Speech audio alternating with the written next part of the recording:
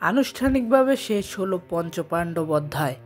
মাহমুদুল্লাহ রিয়াদের ভক্তরা চেয়েছিলেন তিনি বিদায় নেবেন মাঠ থেকেই, কিন্তু তা হলো না। আবেগী ফেসবুক স্ট্যাটাসের মাধ্যমে ইন্টারন্যাশনাল ক্রিকেট থেকে অবসর নিলেন মাহমুদুল্লাহ রিয়াদ।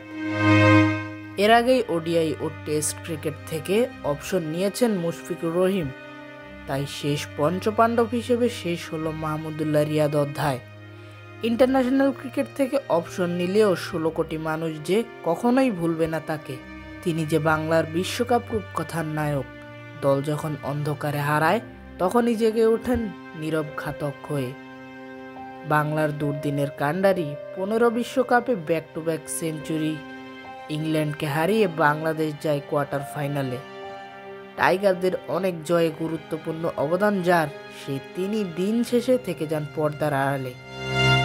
রিয়াদ থাকবেন নিদাহাসের সেই ছক্কায়, রিয়াদ থাকবেন কার্ডিফের আঙিনায়, রিয়াদ থাকবেন পঞ্চপাণ্ডবের ইতিহাসে, রিয়াদ থাকবেন বিপদে ত্রাণকর্তা নামে। দর্শক, মাহমুদুল্লাহ রিয়াদের অবসরে আপনার কি মতামত অবশ্যই কমেন্ট করে জানাবেন।